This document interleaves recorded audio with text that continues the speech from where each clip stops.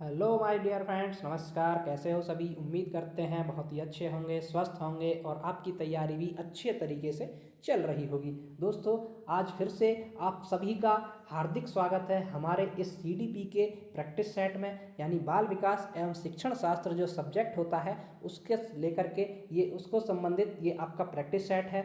इसमें आपको मिलेंगे प्रीवियस ईयर क्वेश्चंस और मोस्ट एक्सपेक्टेड क्वेश्चंस। उन सभी को प्रत्येक प्रश्न की व्याख्या के साथ डिस्कस किया जाता है। उसी श्रृंखला में हमारा ये आज का प्रैक्टिस सेट है, आज की क्लास है। तो चलिए देर ना करते हुए आज की क्लास को शुरू करते हैं। आपका क्वेश्चन नंबर फर्स्ट, निम्न में से कौन सा किसी बच्चे के सामाजिक विकास को प्रभावित करने वाला व्यक्तिगत कारक नहीं है? ऑप्शन ए मित्र मंडली, बी स्वास्थ्य, सी संवेग या डी बुद्धि।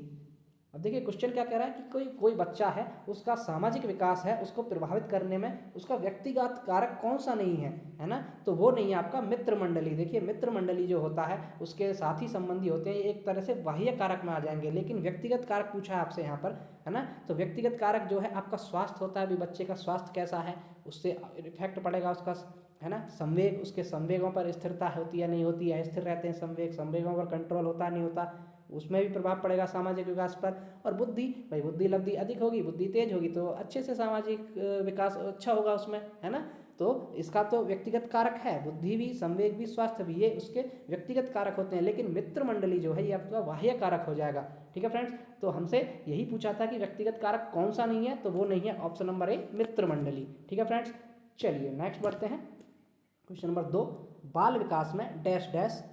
ऑप्शन ए प्रक्रिया पर बल है, बी वातावरण और अनुभव की भूमिका पर बल है, सी गर्भावस्था से किशोरावस्था तक का अध्ययन है या डी उपरोक्त सभी पर। तो देखिए बाल विकास में क्या होता है, भाई बाल विकास जो है वो गर्भावस्था से लेकर के, यानी कि जब बच्चा गर्भ धारण करता है उस समय से लेकर के किशोरावस्था आती है, जब तक बच्चे की उस अवस्था तक का अध्ययन जो है आपका वो क्या कहलाता है?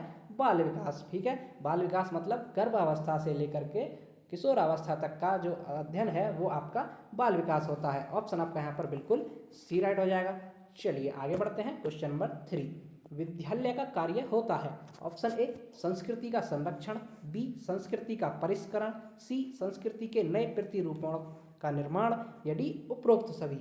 तो देखिए विद्यालय क्या होता है? भाई विद्यालय एक तरह का होता है कि आपके सामाजिक संस्कृति जो चली आ रही है उनका संरक्षण करना, उनके जो संस्कृतियां हैं उनको अगली पीढ़ी में हस्तांतरण करना, ये सभी विद्यालय के कार्य होते हैं। तो संरक्षण भी करना, परिष्करण भी करना और नए प्रतिरूपों का निर्माण करना, यानी कि संस्कृति में नए नए उत्पत्ति करना, तो ये सभी विद्यालय के कार्य होते हैं। ऑप्शन आपका यहाँ पर बिल्कुल डी राइट होगा। क्या होगा भाई? ऑप्शन डी, ये सभी के सभी कार्य होते हैं विद्यालय के। चलिए आगे बढ़ते हैं। क्वेश्चन नंबर 4, वाइगोत्स्की के संरचनावाद में किसकी अहम भूमिका है? ऑप्शन ए भाषा, बी परिकल्पना, सी स्कीमा का विकास या डी इनाम व सजा। तो देखिए लेव वाइगोत्स्की जो थे, जिन्होंने सोशियो कल्चरल थ्योरी दी थी संज्ञानात्मक विकास की, क्या दिया था भाई? सोशियो कल्चरल यानी कि सामाजिक सांस्कृतिक जो विकास का सिद्धांत दिया था वो वाइगोत्स्की ने दिया था। तो उसी के अंतर्गत इन्होंने किसकी अहम भूमिका बताई थी? भाषा की। किसकी बताई थी भाई? भाषा की। जो संरचनावाद है उसमें सबसे अहम भूमिका भाषा की होती है लेव वाइगोत्स्की के अकॉर्डिंग। ऑप्शन आपका यहाँ पर बिल्कुल ए सही हो जाएगा। चलिए आगे बढ़ते हैं। क्वेश्चन नंबर 5, बाल केंद्रित कक्ष में विद्यार्थी कैसे होते हैं? ऑप्शन ए अपने स्वयं के सीखने में ज़्यादा भूमिका नहीं रखते, बी ज्ञान के सक्रिय निर्माता हैं, सी कोरी पट्टी के रूप में देखे जाते हैं या डी निष्क्रिय रूप से शिक्षकों का अनुकरण और अनुसरण करते हैं। तो देखिए बाल केंद्रित कक्षा जो होती है, चाइल्ड सेंटर्ड जो पद्धति होती है, उसके अंतर्गत जो बच्चे होते हैं वो ज्ञान के सक्रिय निर्माता के रूप में कार्य करते हैं। बच्चे ज्ञान के सक्रिय निर्माता होते हैं, यानी कि एक्टिव रहते हैं वो ज्ञान को अधिगम को करने के लिए, तभी आपका इफेक्टिव लर्निंग होगी, वहाँ पर जो अधिगम होगा वो प्रभावी ढंग से होगा। तो ज्ञान के सक्रिय निर्माता रहते हैं, बच्चे सक्रिय रूप से भागीदारी करते हैं तभी अच्छे से सीख पाते हैं, तो वो बाल केंद्रित कक्षा होती है ऐसी। ऑप्शन आपका यहाँ पर बिल्कुल बी राइट होगा। चलिए नेक्स्ट बढ़ते हैं। क्वेश्चन नंबर 6, राष्ट्रीय शिक्षा नीति 2020 पूरे देश के लिए प्राथमिक स्तर पर किस भाषा को निर्देश के माध्यम से प्रस्तावित करती है? ऑप्शन ए हिंदी, बी अंग्रेजी, सी संस्कृत या डी घर की भाषा। तो देखिए राष्ट्रीय शिक्षा नीति जो हमारी है वो 2020 वो प्राथमिक स्तर पर जो आपकी घर की भाषा या जो मातृभाषा भी बोल देते हैं, भाई मातृभाषा भी है तो ये घर की भाषा और मातृभाषा दोनों होती हैं ये।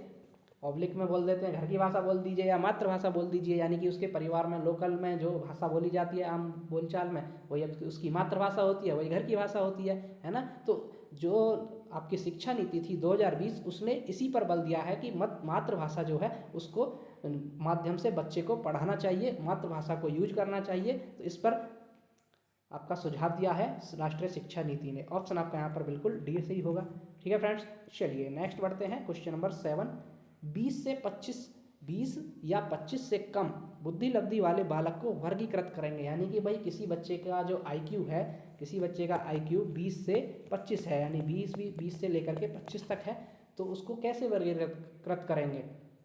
ऑप्शन ए निम्न मानसिक मंदन, बी सामान्य मानसिक मंदन, सी तीव्र मानसिक मंदन या डी गंभीर मानसिक मंदन। तो देखिए उसको करेंगे आप गंभीर मानसिक मंदन में। भाई वो बुद्धि लब्धि जो 20 से 25 होती है बहुत ही अत्यंत ही कम होती है ये, तो इसलिए गंभीर मानसिक मंदन में चला जाएगा। ऑप्शन आपका यहाँ पर बिल्कुल डी राइट होगा। ठीक है फ्रेंड्स, चलिए आगे बढ़ते हैं। क्वेश्चन नंबर 8, किसी के व्यक्तित्व के विकास से डैश डैश में सहायता होती है। ऑप्शन ए परिपक्वता की प्रक्रिया को तेज करने में, बी शरीर का कद बढ़ाने में, सी सामाजिक स्थितियों से निपटने में या डी जन्मजात विकारों पर काबू पाने में। तो देखिए कोई भी किसी के भी व्यक्तित्व का विकास में कैसे सहायता होती है, वो होती है जो व्यक्तित्व का विकास होता है वो होता है उसके सामाजिक परिस्थितियों से निपटने में। भाई उसका व्यक्तित्व कैसा है, पर्सनैलिटी कैसी है, उसका हाव भाव कैसे हैं, उसके सोचने का तरीका कैसा है, वो सभी आपका व्यक्तित्व होता है। तो उसको विकास जो होता है वो सामाजिक स्थितियां जो जैसी आपकी निर्मित होती हैं। भाई ऐसा तो है नहीं एक तरह से जीवन जीते रहते हैं, कभी ना कभी उतार चढ़ाव भी आते रहते हैं, तो उसमें सामाजिक स्थितियां जैसी बनती हैं उनसे निपटने में उसको सहायता मिलती है। ऑप्शन आपका यहाँ पर बिल्कुल सी सही है। चलिए आगे बढ़ते हैं। क्वेश्चन नंबर 9, सामान्य से विशिष्ट की ओर किस प्रकार की तर्कणा कहलाती है। ऑप्शन ए आगमनात्मक तर्कणा, बी निगमनात्मक तर्कणा, सी साम्यानुमान तर्कणा या डी सृजनात्मक तर्कणा। तो देखिए सामान्य से विशिष्ट की ओर ले जाना ये आपकी कहलाती है ऑप्शन नंबर बी निगमनात्मक तर्कणा। यानी कि निगमनात्मक होता है ये आपका सामान्य से विशिष्ट की ओर ले जाती है यह तर्कणा। ऑप्शन आपका यहाँ पर बिल्कुल बी सही होगा। ठीक है फ्रेंड्स, और आगमनात्मक क्या होती है भाई, ये होती है विशिष्ट से सामान्य की ओर, है ना, ये उल्टी होती है। आगमनात्मक क्या होती है, विशिष्ट से सामान्य, और ये सामान्य से विशिष्ट कौन सी होती है, ये होती है निगमनात्मक। ऑप्शन यहाँ पर बी सही है। चलिए आगे बढ़ते हैं। क्वेश्चन नंबर 10, भारत में अधिकांश कक्षाएं बहुभाषी हैं और इसे शिक्षक द्वारा डैश डैश के रूप में देखा जाना चाहिए। ऑप्शन ए एक संसाधन, बी एक बाधा, सी एक बोझ या डी एक समस्या। तो देखिए भारत में अधिकांश कक्षाएं बहुभाषी हैं, सही बात है भाई, अलग अलग तरीके अलग अलग भाषा के बच्चे पढ़ने आते हैं एक ही कक्षा में, तो उस सब को शिक्षक को किसके रूप में देखा जाना चाहिए भाई, एक संसाधन के रूप में। उसे बोझ बाधा समस्या नहीं समझना चाहिए, उसे एक संसाधन एज ए रिसोर्स यूज करना चाहिए उनकी भाषाओं को, जिससे आपका अधिगम जो होता है वो इफेक्टिव लर्निंग हो, अधिगम अच्छे से प्रभावी ढंग से हो। ठीक है फ्रेंड्स, तो ऑप्शन आपका यहाँ पर बिल्कुल ए राइट होगा। चलिए आगे बढ़ते हैं। क्वेश्चन नंबर 11, निम्न में से कौन सा एक उपयुक्त रचनात्मक आकलन कार्य नहीं है। ऑप्शन ए खुले अंत वाले प्रश्न, बी परियोजना, सी अवलोकन या डी विद्यार्थियों का योग्यता क्रम निर्धारित करना। तो देखिए रचनात्मक आकलन उपयुक्त होना चाहिए, तो खुले अंत वाले प्रश्न बिल्कुल होता है, परियोजना भी होती है, कोई आपको मैं वो दे दिया प्रोजेक्ट वगैरह। ऑप्शन सी अवलोकन बिल्कुल ये भी होता है, लेकिन विद्यार्थियों की योग्यता का क्रम निर्धारण करना, भाई ये पहले नंबर पर है, दूसरे नंबर पर है, तीसरे नंबर पर है, तो ये रचनात्मक आकलन थोड़ी हो गया, है ना, ये इस श्रेणी में नहीं आता है, इसीलिए ऑप्शन आपका यहाँ पर बिल्कुल डी राइट होगा। ठीक है फ्रेंड्स, चलिए आगे बढ़ते हैं। क्वेश्चन नंबर 12, ब्रेल लिपि और टैप रिकॉर्डर किसके लिए शैक्षिक प्रावधान के रूप में प्रयुक्त किए जा सकते हैं। ऑप्शन ए श्रवणबाधित छात्र, बी दृष्टिबाधित छात्र, सी अस्थिबाधित छात्र या डी शारीरिक रूप से विकलांग छात्र। तो देखिए ब्रेल लिपि और टैप रिकॉर्डर किसके लिए होते हैं, ये होते हैं भाई दृष्टिबाधित छात्रों के लिए। देखिए ब्रेल लिपि आपकी 6 बिंदुओं पर आधारित होती है, कितने पर, 6 बिंदुओं पर। किसने दी थी भाई, लुई ब्रेल ने, है ना, लुई ब्रेल ने इसका आविष्कार किया था आपका ब्रेल लिपि का। ये जो दृष्टिबाधित बच्चे होते हैं उनको हाथ फेर करके वो इससे पढ़ पाते हैं, 6 बिंदुओं पर आधारित होती है। टैप रिकॉर्डर भाई वो देख तो सकते नहीं है लेकिन सुन तो सकते हैं, तो वो सुन करके उसको अच्छे से पढ़ पाएंगे, समझ पाएंगे, है ना, तो ये दृष्टिबाधितों के लिए प्रयुक्त होती है। ऑप्शन आपका बिल्कुल बी राइट है। चलिए आगे बढ़ते हैं। क्वेश्चन नंबर 13, प्रभावी अधिगम के लिए शिक्षार्थी की डैश डैश भागीदारी की आवश्यकता होती है। ऑप्शन ए सक्रिय, बी विनम्र, सी आंशिक या डी निष्क्रिय। अब देखिए, आपकी लर्निंग जो इफेक्टिव होनी चाहिए, प्रभावी अधिगम होना चाहिए, उसके लिए जो बच्चा होता है, शिक्षार्थी होता है, उसकी सक्रिय भागीदारी होनी चाहिए, यानी एक्टिव लर्नर होना चाहिए। वो सक्रिय रूप से उसको सीखने में, पढ़ने में, समझने में एक्टिव होना चाहिए, है ना। तो ऑप्शन आपका यहाँ पर बिल्कुल सी सही होगा, सक्रिय भागीदारी होनी चाहिए।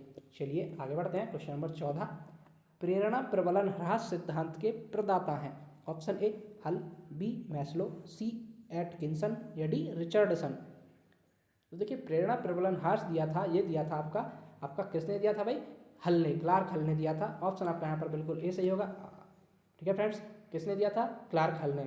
चलिए आगे बढ़ते हैं। क्वेश्चन नंबर 15, निम्न में से कौन सा क्रियाकलाप बच्चों के सीखने में उनके पूर्व ज्ञान का उपयोग नहीं करता है?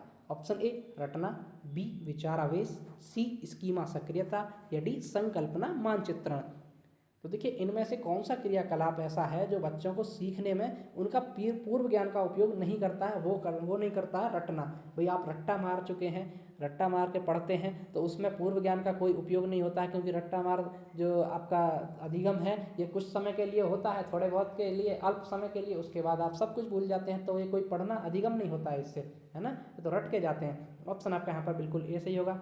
चलिए आगे बढ़ते हैं। क्वेश्चन नंबर 16, सूक्ष्म शिक्षण के भारतीय मॉडल में लगने वाला कुल समय है? Option A 30 minute, B 40 minute, C 36 minute या डी 45 मिनट। अब देखिए, माइक्रो टीचिंग जो होती है उसमें जो कितना समय होता है भारतीय मॉडल में? वो होता है आपका 36 मिनट। कितना होता है भाई? 36 मिनट। ठीक है फ्रेंड्स, ये क्वेश्चन कई बार पूछा गया है, तो इसको ध्यान रखना है। तो 45 मिनट नहीं होता है, 45 मिनट ये अमेरिका वाले में होता है, हमारे भारतीय मॉडल में 36 मिनट दिया गया है, 36 मिनट होता है। ऑप्शन बिल्कुल सी सही है। चलिए आगे बढ़ते हैं। क्वेश्चन नंबर 17, सामाजिक अधिगम आरंभ होता है? ऑप्शन ए अलगाव से, बी भीड़ से, सी संपर्क से या डी दृश्य श्रव्य सामग्री से।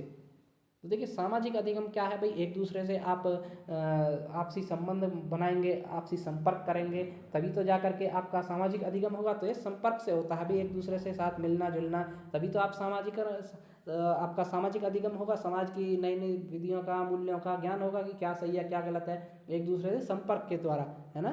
ऑप्शन आपका यहाँ पर बिल्कुल सी सही है, संपर्क के द्वारा। चलिए नेक्स्ट, क्वेश्चन नंबर 18, ध्यान को केंद्रित करने की आंतरिक दशा है?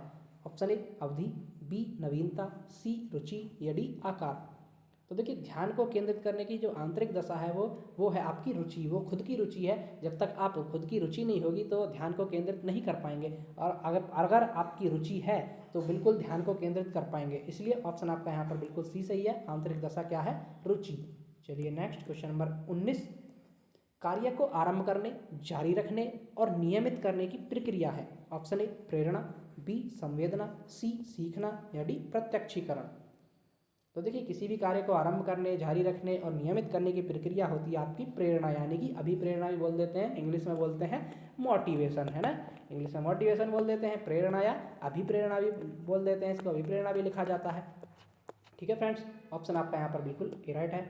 चलिए आगे बढ़ते हैं। क्वेश्चन नंबर 20, मैकडुवेल के अनुसार प्रत्येक मूल प्रवृत्ति से संबंध होता है? ऑप्शन ए संवेग, बी संज्ञान, सी संवेदना या डी कल्पना। देखिए, विलियम मैकडुवेल जो था, उन्होंने कितनी मूल प्रवृत्ति बताई हैं? 14। कितनी बताई हैं भाई? 14 मूल प्रवृत्ति बताई हैं। तो प्रत्येक मूल प्रवृत्ति से उसका एक संवेग जो होता है, ये संबंध होता है, प्रत्येक मूल प्रवृत्ति संवेग से संबंधित होती है। ऑप्शन आपका यहाँ पर बिल्कुल ए राइट होगा। ठीक है फ्रेंड्स, तो ये थी हमारी आज की क्लास। आपको क्लास कैसी लगी कमेंट करके जरूर बताएं। क्वेश्चंस का लेवल कैसा लगा वो भी आप कमेंट करके बताएं, ताकि हम और क्वेश्चंस आपके लिए अपडेट कर पाएँ। तो जो भी साथी चैनल पर पहली बार हैं, कृपया चैनल को सब्सक्राइब कर लें, ताकि ऐसी इन्फॉर्मेटिव वीडियोज और क्लासेस आपको डेली मिलती रहें। तो चलिए मिलते हैं नेक्स्ट वीडियो में, तब तक के लिए धन्यवाद।